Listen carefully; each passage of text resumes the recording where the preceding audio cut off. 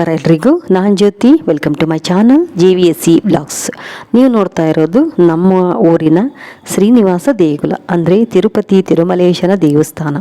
ಇತ್ತೀಚೆಗೆ ಯಾಕೋ ಈ ದೇವಸ್ಥಾನಕ್ಕೆ ಪೇಂಟಿಂಗೇ ಮಾಡಿರಲಿಲ್ಲ.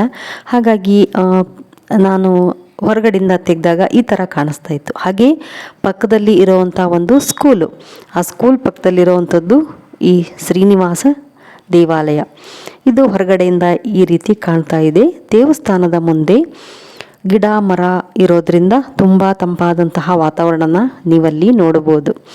ಹಾಗೆ ದೇವಸ್ಥಾನಕ್ಕೆ ಮೇಲೆ ಹತ್ತಿ ಬಂದರೆ ಒಳಗಡೆ ಹೋಗುವಾಗ ಬಾಗಿಲು ಅಂದರೆ ಮಹಾದ್ವಾರ ಈ ರೀತಿ ಕಾಣಿಸುತ್ತೆ. ತುಂಬ ಚೆನ್ನಾಗಿ ಕೆತ್ತನೆಯನ್ನು ಮಾಡಿರುವಂತಹ ಬಾಗಿಲನ್ನು ನೀವಿಲ್ಲಿ ನೋಡ್ಬೋದು. ಕದ ಆಗಿರ್ಬೋದು, ಚೌಕಟ್ಟಾಗಿರ್ಬೋದು, ಎಷ್ಟು ಥರ ಡಿಸೈನ್ ಮಾಡಿದ್ದಾರೆ ಅಂತ ನೀವಿಲ್ಲಿ ನೋಡ್ಬೋದು. ಒಳಗಡೆ ತುಂಬ ವಿಶಾಲವಾದ ದೇವಸ್ಥಾನ. ತಿರುಪತಿ ತಿಮ್ಮಪ್ಪ ಅಂದ್ರೇ ಅಲಂಕಾರ ಪ್ರಿಯ. ಬೇಡಿದ ಭಕ್ತರಿಗೆ ಬರಿಗೈಯಲ್ಲಿ ಯಾವತ್ತೂ ಅವನು ಕಳಿಸೋದಿಲ್ಲ. ಅವನು ಮನಸ್ಸು ಮಾಡಿದರೆ ಮಾತ್ರ ಅವನ ಸನ್ನಿಧಿಗೆ ಜನರನ್ನು ಅವನು ಕರ್ಕೊಳ್ತಾನೆ. ನಾವು ಹೋಗಬೇಕು ಅಂದಾಗೆಲ್ಲ ಹೋಗೋದಕ್ಕಾಗೋದಿಲ್ಲ. ಹಾಗಾಗಿ ತಿರುಪತಿ ತಿಮ್ಮಪ್ಪನ ಕರುಣೆ ಇದ್ದರೆ ಮಾತ್ರ ನಾವು ಧನವಂತರಾಗುವುದು ಅಂತ ಹೇಳ್ಬೋದು. ಹಾಗೆ ಬಾಗಿಲ ಒಂದು ಕೆತ್ತನೆಯನ್ನು ನೀವಿಲ್ಲಿ ನೋಡ್ಬೋದು. ಹೊರಗಡೆಯಿಂದ ನೋಡಿದರೆ ದೇವಸ್ಥಾನ ಈ ರೀತಿ ಕಾಣಿಸುತ್ತೆ. ದೇವಸ್ಥಾನದ ಒಳಗಡೆ ಹೋದರೆ ಪಕ್ಕದಲ್ಲಿ ಒಂದು ನೋಡಿ ಕಾಣಿಸ್ತಾ ಇದೆಯಲ್ಲ, ಇಲ್ಲಿ ಒಂದು ಪಲ್ಲಕ್ಕಿಯನ್ನು ಇಟ್ಟಿದ್ದಾರೆ. ದೇವರ ಚಿಕ್ಕ ಮೂರ್ತಿಯನ್ನು ಇದರಲ್ಲಿ ಇಟ್ಟು ಪಲ್ಲಕ್ಕಿ ಉತ್ಸವನ ಮಾಡ್ತಾರೆ.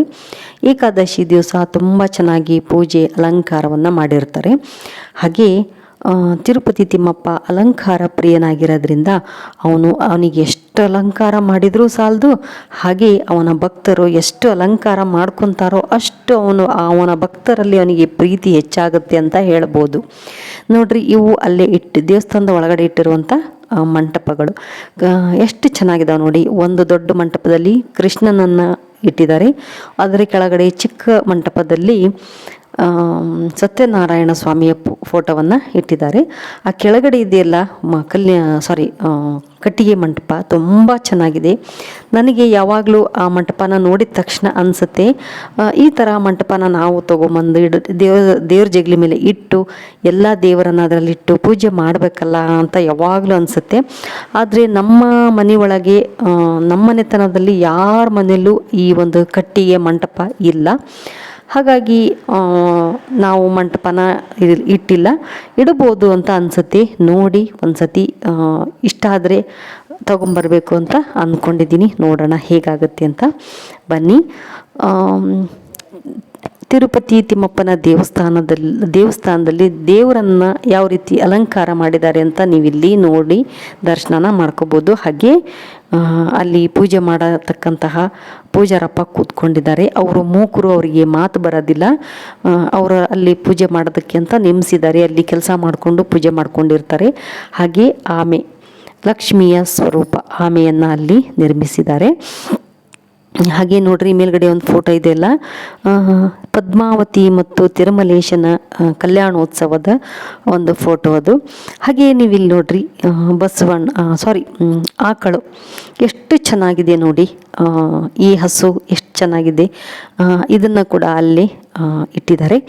ತುಂಬ ನೋಡೋದಕ್ಕಂತೂ ಎಷ್ಟು ಚೆನ್ನಾಗಿದೆ ನೋಡ್ರಿ. ಆ ಒಂದು ಕಾಮಧೇನು ಎಷ್ಟು ಚೆನ್ನಾಗಿದೆ. ಹಾಗೆ ದೇವಸ್ಥಾನದಲ್ಲಿ ಕೆಳಗಡೆ ಚಿಕ್ಕ ಮೂರ್ತಿಯನ್ನು ಇಟ್ಟು ಪೂಜೆ ಮಾಡಿದ್ದಾರೆ. ಹಾಗೆ ನಿಂತಿರುವಂತಹ ತಿರುಪತಿ ತಿಮ್ಮಪ್ಪನನ್ನು ನೀವು ಕೂಡ ಇಲ್ಲಿಂದ ದರ್ಶನ ಮಾಡಿಕೊಳ್ರಿ. ಹಾಗೆ ತಿಮ್ಮಪ್ಪನ ಸನ್ನಿಧಾನಕ್ಕೆ ಹೋಗ್ಬೇಕಂದ್ರೆ ಅವನ ಅನುಗ್ರಹ ಇರಬೇಕಂತೆ. ಅವನು ಕರೆಸಿಕೊಂಡಾಗ ಮಾತ್ರ ಹೋಗೋದಕ್ಕಾಗತ್ತೆ. ನಾವು ಹೋಗಬೇಕು ಅಂದಾಗೆಲ್ಲ ಹೋಗೋದಕ್ಕಾಗೋದಿಲ್ಲ. ಇದು ಒಂದು ಮಾತು ಯಾವಾಗಲೂ ಎಲ್ಲ ಕಡೆಗೂ ನಡೀತೈತಿ ಅಂತಲೇ ಹೇಳ್ಬೋದು. ಹಾಗೆ ನಾವು ಕೂಡ ಒಂದೇ ಸಲ ಹೋಗಿ ಬಂದಿದ್ದು ತಿರುಪತಿಗೆ. ಮತ್ತೆ ನಾವು ಹೋಗಬೇಕು ಅಂದರೆ ಹೋಗೋದಕ್ಕಾಗಲೇ ಇಲ್ಲ. ನೋಡೋಣ ಮುಂದಿನ ದಿನಗಳಲ್ಲಿ ತಿರುಪತಿ ಪ್ರಯಾಣ ಮಾಡಿದರೆ ಅದನ್ನು ನಾನು ನಿಮ್ಮ ಜೊತೆ ಶೇರ್ ಮಾಡ್ತೀನಿ.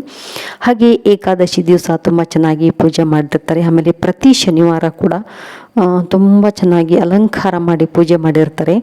ಎರಡು ಕಣ್ಣು ಸಾಲದು ನೋಡೋದಕ್ಕೆ ಅಂತಲೇ ಹೇಳ್ಬೋದು.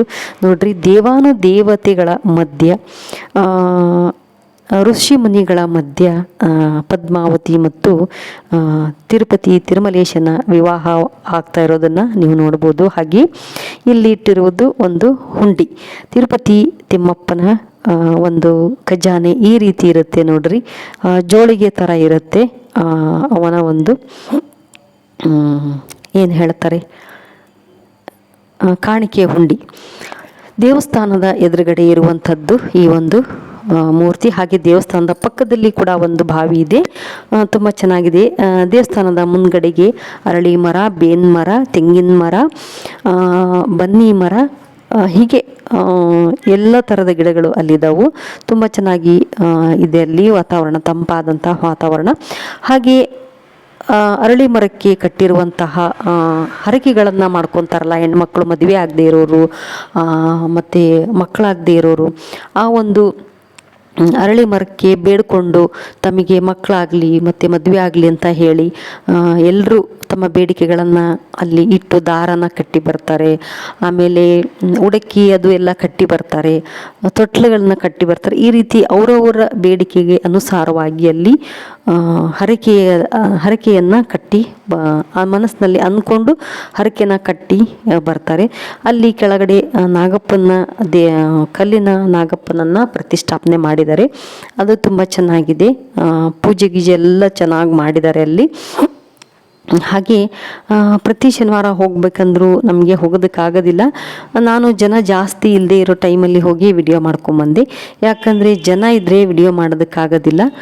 ಮಾಡ್ಬೋದು, ಆದರೆ ಜನ ಎಲ್ಲ ಅಡ್ಡ ಬರ್ತಾರಲ್ಲ, ನಮಗೆ ವಿಡಿಯೋ ಮಾಡೋದಕ್ಕೆ ಸರಿಯಾಗೋದಿಲ್ಲ. ಹಾಗಾಗಿ ನಾನು ಜನ ಇಲ್ಲದೆ ಇರೋ ಟೈಮಲ್ಲಿ ಹೋಗಿ ಪೂರ್ತಿ ದೇವಸ್ಥಾನ ಅದನ್ನೆಲ್ಲ ನಾನು ವಿಡಿಯೋ ಮಾಡ್ಕೊಂಬಂದೆ. ದೇವಸ್ಥಾನದಲ್ಲಿ ಕೆಲವೊಂದು ಕಡೆ ವಿಡಿಯೋ ಮಾಡೋದಕ್ಕೆ ಅಲಾವ್ ಇರೋದಿಲ್ಲ, ಆದರೆ ಇಲ್ಲಿ ನಮ್ಮೂರಲ್ಲಿ ಆ ಥರ ಏನಿಲ್ಲ, ಎಲ್ಲ ಕಡೆ ನಾವು ವಿಡಿಯೋ ಮಾಡ್ಕೋಬೋದು. ಹಾಗಾಗಿ ನಾನು ಕೂಡ ಧೈರ್ಯವಾಗಿ ಹೋಗಿ ವಿಡಿಯೋನ ಮಾಡಿಕೊಂಡು ಬಂದೆ. ಹರಕೆಗಳನ್ನು ಕಟ್ಟಿರೋದನ್ನು ನೀವು ಇಲ್ಲಿ ನೋಡ್ಬೋದು. ದಾರ ಕಟ್ಟಿದ್ದಾರೆ, ಬ್ಲೌಸ್ ಪೀಸಲ್ಲಿ ಉಡಕ್ಕಿ, ಅವ್ರಿಗೆ ಏನು ಹರಕೆ ಇರುತ್ತೋ ಅದನ್ನು ಅಲ್ಲಿ ಅಂದ್ಕೊಂಡಿರ್ತಾರೆ, ಅಲ್ಲಿ ಕಟ್ಟಿ ಬಂದಿರ್ತಾರೆ. ಓಕೆ, ನಮ್ಮೂರಿನ ಈ ತಿರುಪತಿ ತಿರುಮಲೇಶನ ದೇವಸ್ಥಾನ ಹೇಗೆ ಅನ್ನಿಸ್ತು ಅಂತ ನನಗೆ ಕಮೆಂಟಲ್ಲಿ ಹೇಳಿ. ಹಾಗೆ ಈ ವಿಡಿಯೋ ನೋಡಿದ್ದಕ್ಕೆ ನಿಮ್ಮೆಲ್ಲರಿಗೂ ಧನ್ಯವಾದಗಳು. ಮತ್ತು ಮುಂದಿನ ವಿಡಿಯೋದಲ್ಲಿ ಮಾತಾಡ್ತೀನಿ.